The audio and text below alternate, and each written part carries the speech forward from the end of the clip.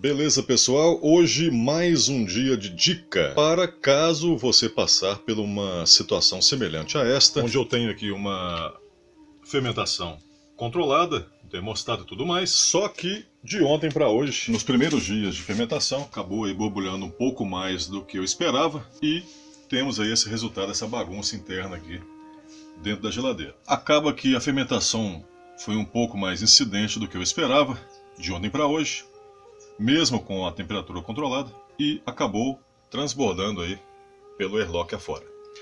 Algumas pessoas utilizam não um airlock, sim uma mangueirinha, né, que você coloca numa garrafinha, mas ainda tem esses airlocks em estoque e utilizam ainda. Ele tem suas vantagens e as suas desvantagens, né? Cada um aí interpreta do modo que quiser.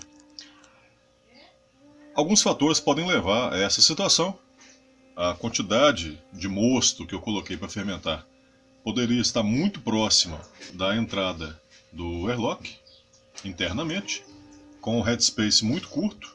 Fatalmente é isso que aconteceu, na ânsia e ganância, sei lá o termo certo, de tentar fermentar o máximo possível, eu devo ter deixado um headspace um pouco pequeno para a situação de fermentação.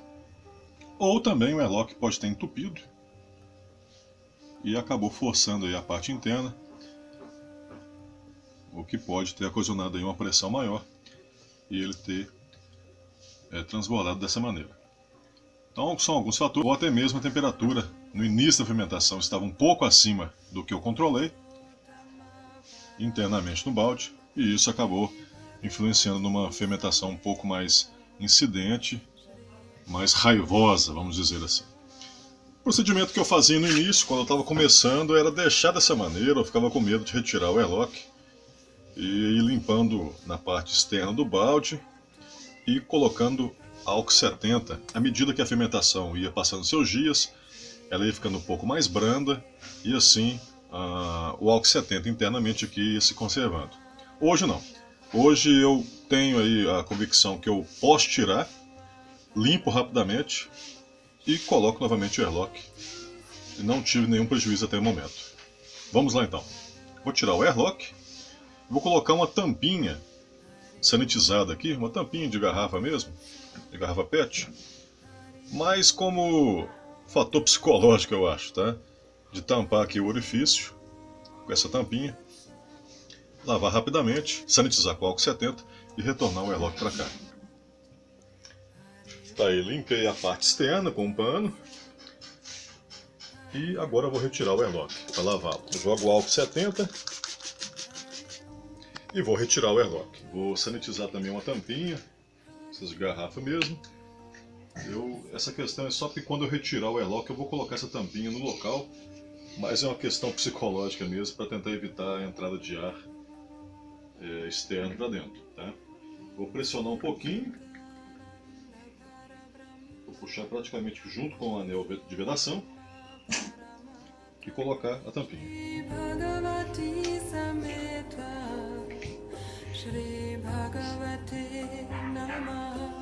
Tá aí, ó, o airlock todo sujo.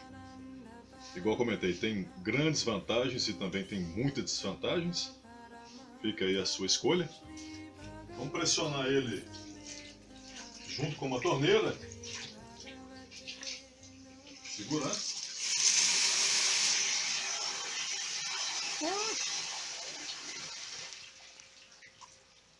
Peraí, Rodrigo. Você molhou a câmera.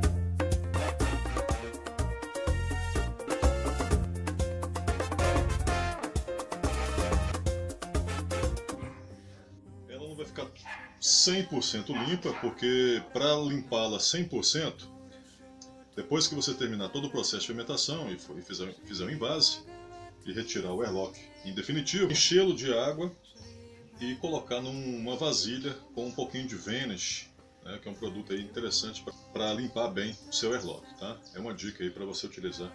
Pressiona ele com água, porque se você pressionar ele assim, ele vai encher de ar e a água não vai entrar.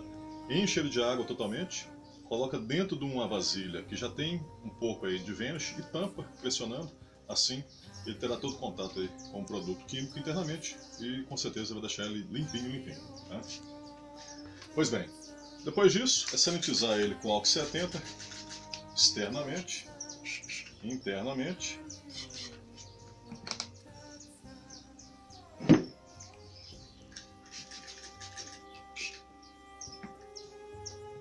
Tirar o excesso do álcool 70, retirar a tampinha psicológica, colocar com cuidado.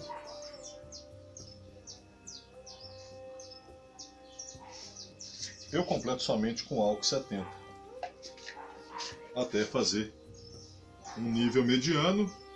Quando termos a pressão interna do balde, esse nível do álcool 70 irá se modificar e assim você sabe que está tendo pressão interna. Okay? Eu vou colocar novamente a tampinha porque senão o álcool pode evaporar. Tá limpinho. Beleza, agora colocar novamente na geladeira e aguardar se precisaremos novamente fazer esse procedimento nos próximos dias, caso volte a acontecer o transbordamento novamente. Olha lá, ó. Em poucos minutos, ó, já está ocorrendo aí novamente a atividade. Já está normal agora. Vou colocar novamente na geladeira, está com temperatura controlada, e assim prosseguir com a fermentação. Esse balde está no segundo dia de fermentação e a levedura que eu estou utilizando é uma US05. Ela está na temperatura de 17 graus controlada. Limpei a geladeira toda, que ainda tinha alguns resíduos do transbordamento da fermentação. Vou jogar um pouquinho de álcool 70 internamente. Vou retornar o balde para lá.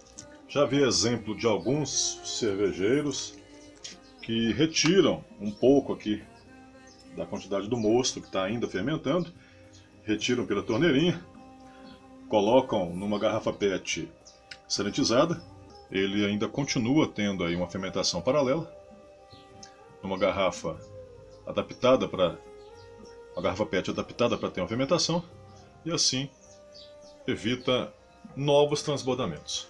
Ou, no meu caso, eu vou aguardar, se ocorrer outros transbordamentos, eu vou continuar retirando e limpando.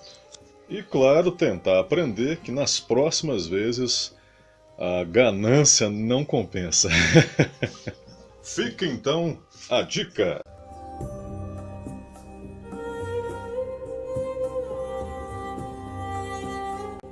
Deixa eu guardar a tampinha salvadora, né? Tampinha psicológica. Ela é importante.